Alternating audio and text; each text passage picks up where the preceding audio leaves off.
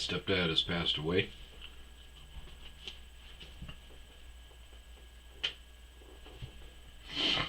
Uh,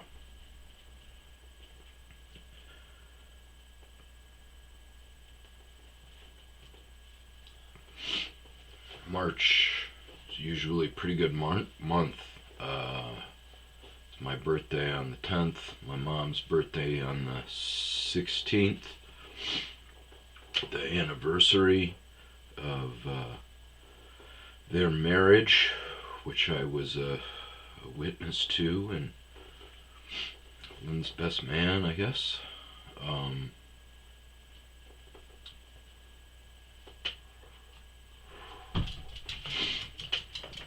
And Chico's birthday. So my birthday week was not so birthday-ish, and I was hoping that was gonna end. The hell was gonna end after a week. At least that's what I told myself. And Monday and Tuesday were not so good either. But Tuesday night I did get a chance to wish Lynn a happy anniversary, and I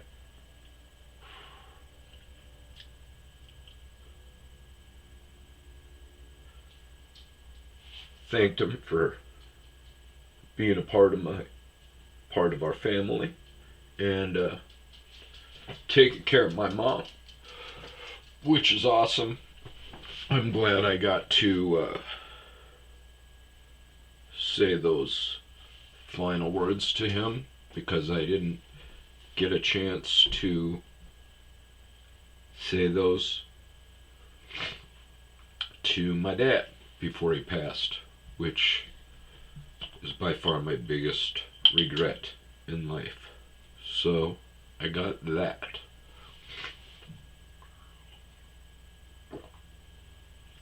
But I'm exhausted. Wednesday night I drove real late to go look at a car, and it was just a shit heap. I go to take a look at this old Tacoma, and she's got to jump start it. The emergency brake light wouldn't come off. What else? Oh, the deal breaker was it was like a 98, like an old one, and it said 117,000 miles on it. So I was like, oh my god. And because of my back, I'm just looking for bench seats or straight backs. So this one has a bench seat. So I drive down there real late, and the odometer is cracked, and the 1 from 100,000 is in between the 5 and the 6.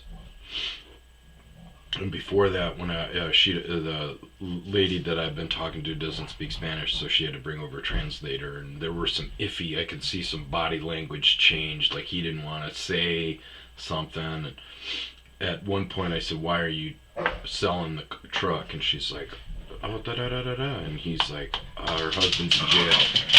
And he's like, oh wait. And he goes, her husband's in jail and he's getting deported, so they're selling everything. And I'm like, okay, I don't think that's exactly what she said, but I looked at the odometer. Zusi, what's wrong? I'm sorry, baby. You okay? Say hi. Say hi, big boy. Oh, you're so handsome. You're so handsome.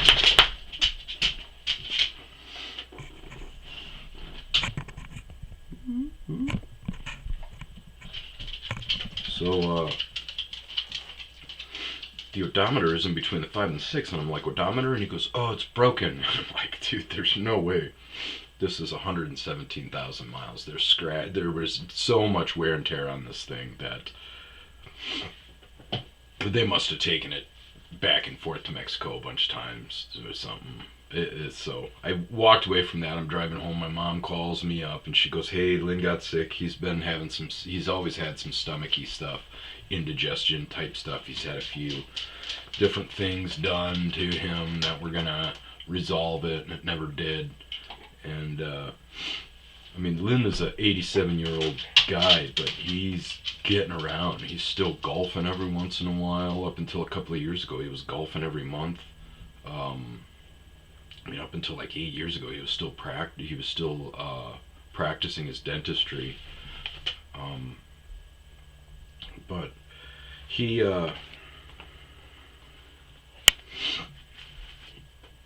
she calls me. My mom calls me up at about 7 o'clock at night on a Wednesday. She goes, "Hey, Lynn got sick. Lynn's not feeling so good, so we're driving up to we're driving to Minneapolis." And I go, "Okay, well, keep me posted. I'll call you tomorrow." And got back late. I just couldn't sleep. Got up early and started working and called my mom. I said, "Hey, what's up?" She said, "Oh, they're doing tests and blah blah blah." And she goes, "The kids are driving up right now." I said, "What?" And she goes, "My brother, my little sister, and my older sister are driving up to Minneapolis. My little brother and little sister live in Ohio." So I'm like, "What is going on?" And so as I'm talking to my mom, I found out that they didn't drive to Minneapolis. He was life flighted from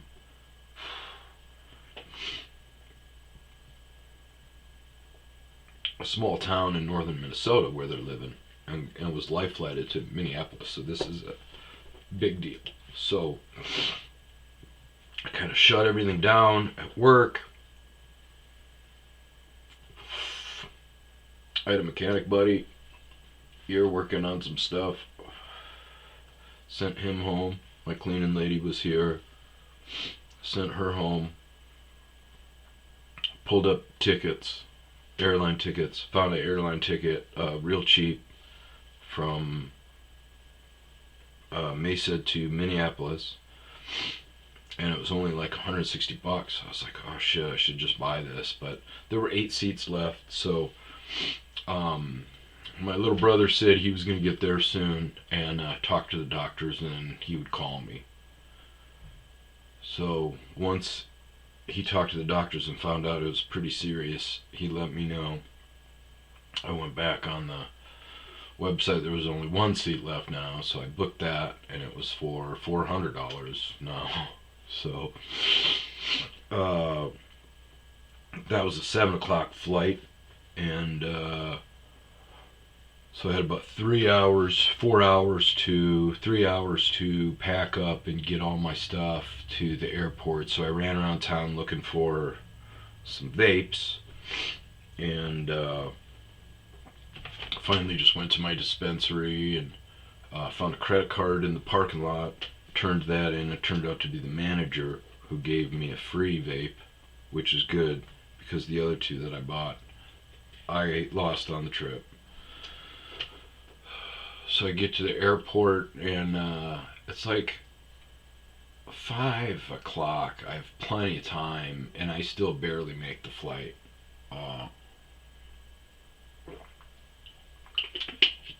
I had taken 3 very, very strong edibles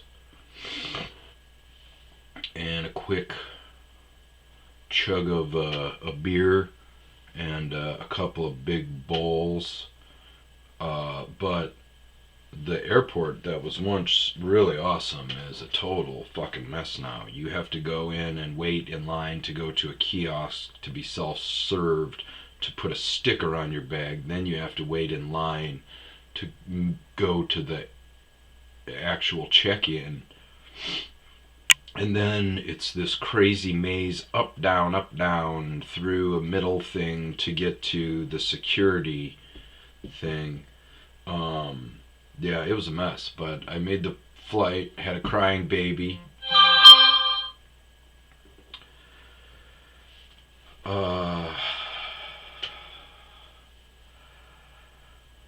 was arriving in Minneapolis at 12:30. My little brother was going to pick me up. Apparently there was a blizzard just on the Wisconsin side, cars and ditches and stuff. So he turned back. So I just got an Uber to the hospital and stayed there. And slept on the floor. And then got up super. I don't think I slept much at all. I think maybe an hour or two. But got up early at 7, grabbed some breakfast with my little brother who was in town. We met everybody at everybody that was gonna say goodbyes. Said goodbye. And went back. This was kind of cool. I went back to the hotel. My brother-in-law, who is super rich, got me and my little brother a room at a real nice hotel in Madison, or not Madison, but Minneapolis. It's called The Graduate. They have a lot of nice hotels on campus cities. But I was riding the elevator. We checked in and I got stuck on the elevator because it was key card access to get in, but then it's key card access also to pick your floor. So I went up and down twice. I'd hit my floor, it would disappear. I'm like, what the fuck is going on? I get sent down to the lobby, and all these young college girls get in with Badgers stuff on, and they pack into the elevator, so I'm like packed into the corner. And one of the last girls gets on, she's having a conversation with her friend, and she goes, yeah, that's cool, but I haven't showered yet. And I go, yeah, we can tell. And the girls just kind of lost it, and they started cracking on her, and they were like, oh shit, he got you, Lacey, like this and that. And I said, what do you girls play? Because I didn't realize it, but March Madness is going on. Frozen 4 is going on with hockey. One of my alma mater, Nebraska Omaha, was in the tournament, which is a huge deal. My alma mater. So the girls are talking. I said, what do you girls play? And the girl says, hockey. And I go, oh, okay, good luck, because they're playing Minnesota and beat them. And my stinky girl, I believe, had the assist on the game winner, Leila Edwards. Buried a game winner against Minnesota to beat them, and I sent him to the championship game. So hopefully Lacey buries another one. But yeah, that was kind of funny. And then one of the girls helped me out with my floor, got me to the right floor. So, yeah, I think my stinky girl was Lacey Eden. She's a right winger, and had the assist on the game-winning goal to send him into the national championship, which is cool. So, but I did take an hour nap, went back to the hotel, tried to get something to eat. That didn't work. And then later that night, Thursday night, we decided to take him off life support. I leave because I don't need to see that again. I already saw it with my dad. So I walked back to the hotel and grab a double Jameson and a beer, but I was in this weird, I'm just kind of watching the bartender. She's kicking ass. She's like doing all these different pours and stuff, and she's occasionally testing herself out. Like she tested the she brought out some girl was talking smack to her about her wine pours, and she brought out the tester glass that had a line on it, and it was perfect. So when she brought me my tab, I tipped her and didn't realize. I mean, I tipped her $15 and didn't realize that my tab was only like 26 or something like that. I'm like, Jesus Christ. So um when I went back for another shot, she basically gave me like a big healthy double. So I pounded down a couple of JMOs real quick, and then they told me that he had passed. So they all started kind of coming into the hotel one by one. So we talked a little bit, and then they decide to have a family meeting about mom. You know, because an hour after her husband dies is a good idea to get together and discuss her future. Now, it's already kind of been established. My little brother's living with my little sister in Ohio. They have just a house full of people and kids and pets. My older sister and my mom do not get along. My older sister has imagined that my mom got into a thing with my nephew, and my nephew is the last of three to grow up, and my older sister has spoiled him. He's spoiled.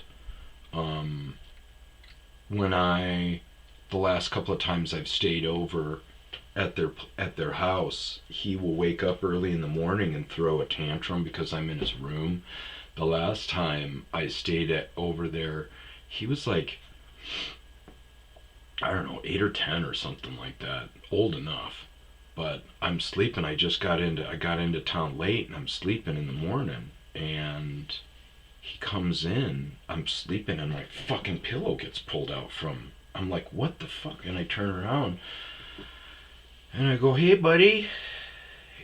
You know, because I thought it was like a hey, Uncle Nick's here, let's play thing. You know, and I go, hey, buddy, and he goes, and I go, what are you doing? And he goes, and he starts pulling on his blanket, and I'm in his room, and I like pull the blanket off, and I grab the pillow, and I go, what the hell are you doing?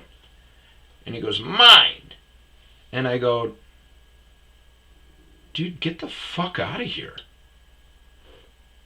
And I go, now. And he walks out of the bedroom. I'm like, what the fuck? Fucking spoiled brat. But he's spoiled. So something happened where like mom got him some golf clubs or something like that, and then tried to FaceTime him, and he didn't say thank you or something like that. And she was like, well, at least you could have said thank you or something. And it turned into this huge pissing match. To the point where when my sister had her problems with her fiance, I'm talking to my older sister about my little sister, you know, with her issues. And I go, well, does mom know? And she goes, why should mom have to know? And I go, her youngest daughter just had her engagement broken and was abused. That's something a mom deserves to know. And so me and her got into it, and she hung up on me, which is my biggest thing. I just absolutely hate it. So she hung up on me, and I called her back and cursed her out, and she hung up on me again. And I hadn't talked to her up until a couple of days ago when, you know, I saw her for Lynn. But even then, like, even when Lynn was sick, mom would say stuff like, Megan started talking about her remodel. Apparently they've got this awesome house somewhere, but they're gonna like, or maybe it's some property they bought, I don't know. But she says, oh, we're gonna rip it down and build on top of the foundation. So I think they're gonna tear down a house and build a bigger house on top of it. But you know, she started talking about, you know, the tile and all the stuff. So I just zoned out and was having a different conversation with a different family. But I heard my mom say, she's trying to be nice and engage my sister. They're mad at each other. I guess they don't speak to each other, um, because. So she says, my mom says, "Oh my God, that's so awesome! How did you do all of that yourself?" And my sister like rolls her eyes and says like,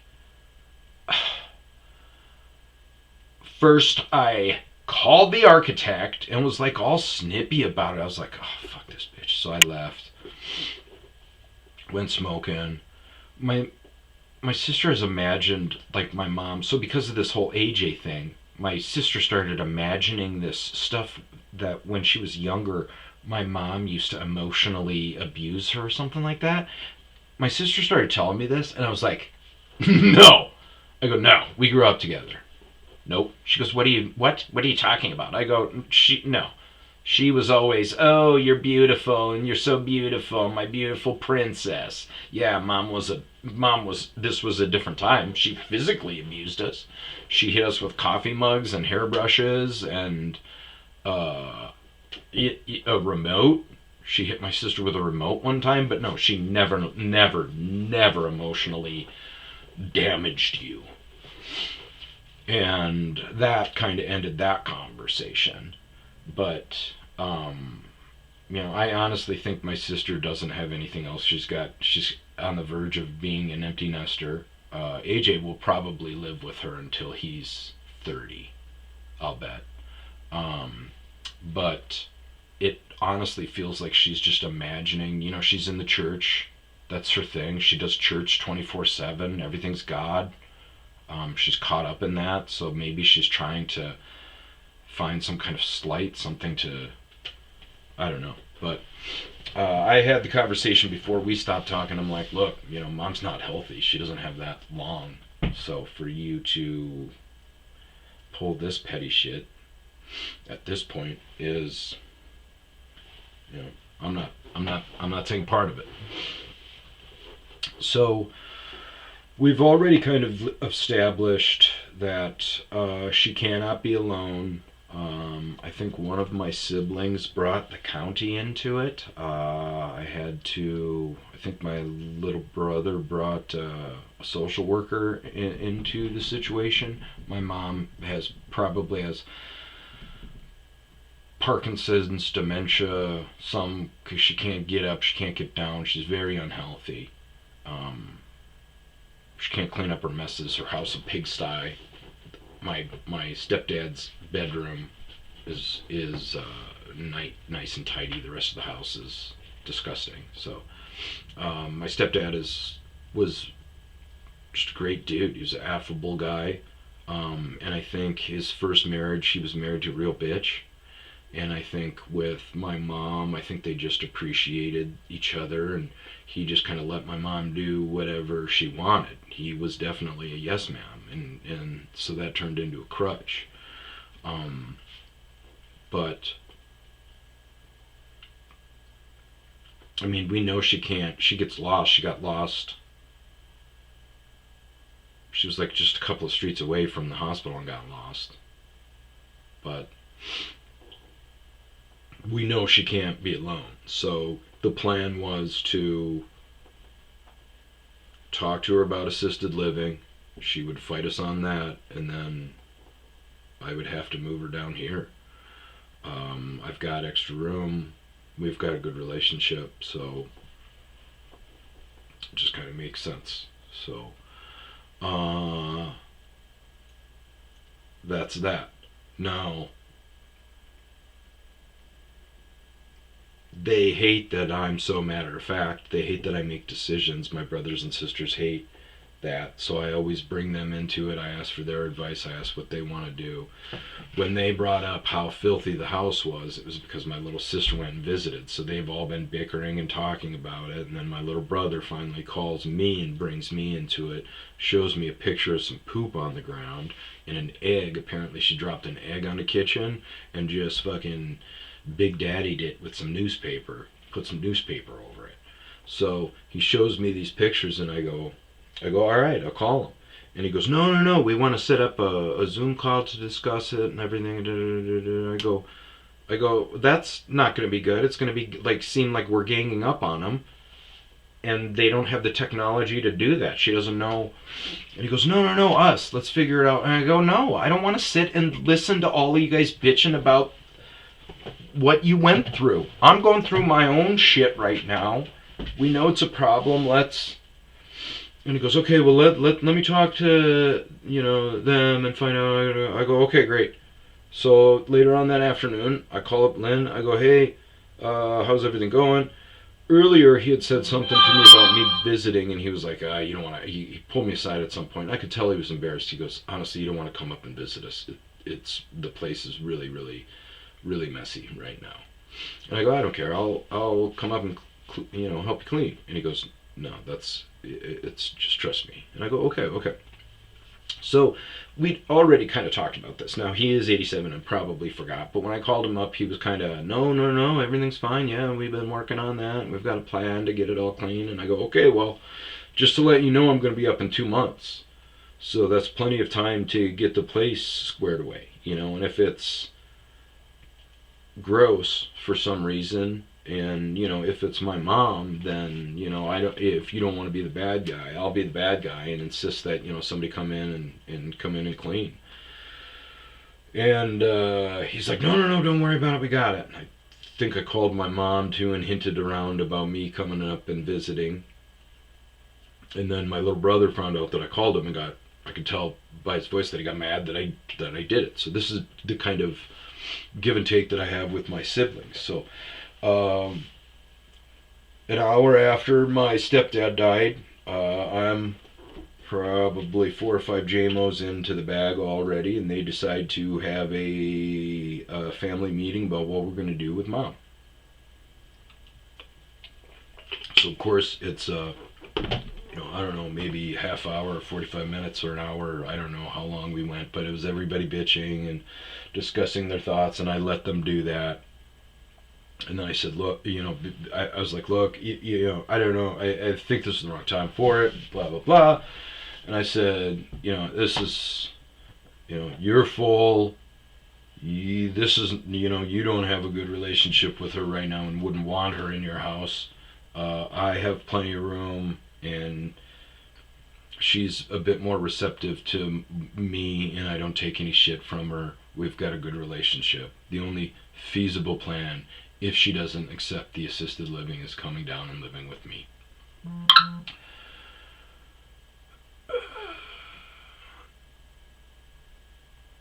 That was received fairly well.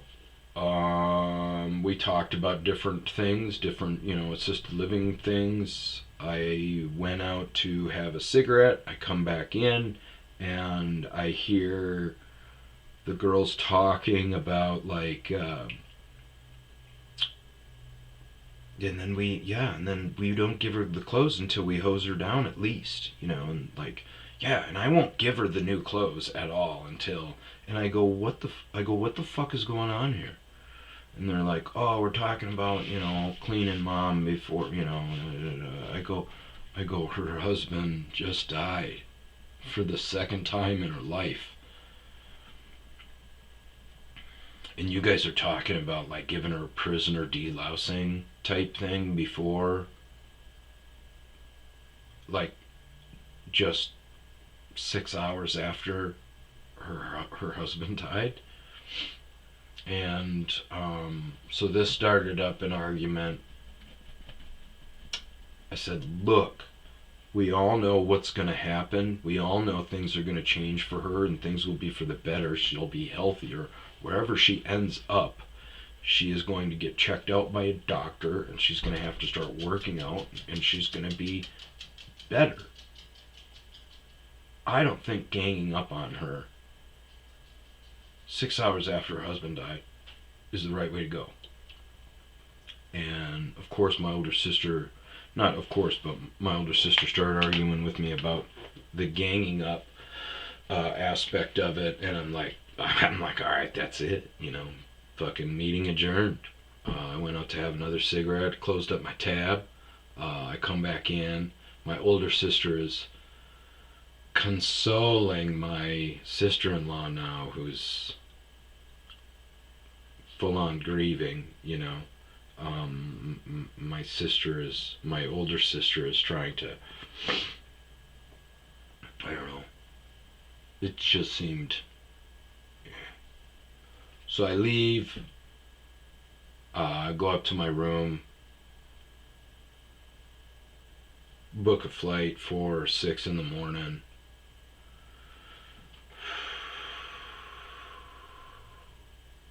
Decide to either get drunk or go work out because I'm super angry. Decide to go work out. Come back to the hotel, shower up. I get another hour nap and then Uber to the hotel or the airport. And the airport in Minneapolis is equally fucked up. Same thing, wait in line for a kiosk, self-service kiosk to get a sticker for your bag. Once you get that very important sticker, it saves the flight people so much time not having to put that sticker on the bag. It's a very huge procedural move. So once we get that sticker on the bag, then we wait in line to go talk to the flight attendant and do all of that shit, where she has plenty of time to put the sticker on the bag. But don't tell airlines this. So now with this new configuration, we get through the airport. Mind you, this is at 4 in the morning, so there shouldn't be any issue. But there is. The line for security wrapped around all the way out to a fucking parking garage. Single file. I get up to the security. I barely make the flight again. 20 minutes before boarding, I think. And both times in Phoenix and in Minneapolis, I was there 2 hours before the flight was supposed to leave, if not more. So we get up to security, and there is, same thing at Arizona, again, 2 people checking the IDs, and there are 2 conveyor belts, 1 metal detector set up. Fucking awesome. So fly back, another crying baby. Just absolutely exhausted. I got asleep last night, but my brain is just mush. Gonna miss my stepdad. He was just a good dude. I lost my best friend when my older sister got crazy. So Lynn has really filled that void for me. I call him up and tell him about fucked up shit and stuff that I really can't tell anybody else. So I'm gonna miss him a lot. He was married to my mom for 20 years. 87, but still kicking ass. He was a good golfer. He was a good bowler. He had a bunch of hole-in-ones. Bowled a couple of 300s. His best friend came up to the hospital room, and said that he did these marathons and ran this race. I can't remember the name of the race, but it's like a really famous race, and he completed that. So, veteran. I believe he was in the Army. His only fault being a gopher. Graduated from Minnesota. Just an all-around good dude. But, oh, yeah, another thing. Wrote my sister-in-law really nice. Here's the other thing about my older sister. She's very manipulative. So, after seeing the dynamic in the hotel room, or in the hospital room, I could tell that Megan has really been working on my sister and sister-in-law. So, I wrote my sister-in-law a really nice text. I said, "Hey, I'm sorry for my outburst. I just thought we could have handled that a little bit better." Um, I found out that she did in-care nursing before, so it wasn't, going to be she was, my mom went along with everything. That was the amazing thing is, so I talked to my little brother, and my mom's like, yeah, assisted living is fine, Ohio is fine. So I woke up today and I realized I don't have to, I don't have a roommate who's incontinent and a little bit nuts, so that's good. But I sent my sister-in-law a text. I said, hey, I'm sorry for my outburst. I just thought, uh, I didn't know you were a nurse, so I'm glad to hear that she was in good hands and you took good care of her. And thank you for being a part of the family. I know we can be a handful. And then didn't get a response from that. So I'm to the point now where I probably won't talk to my older sister again unless something else happens. But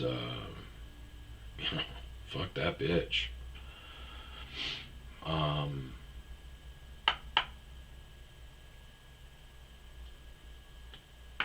but yeah, lots of fun. But thanks for allowing me to vent. Peace out.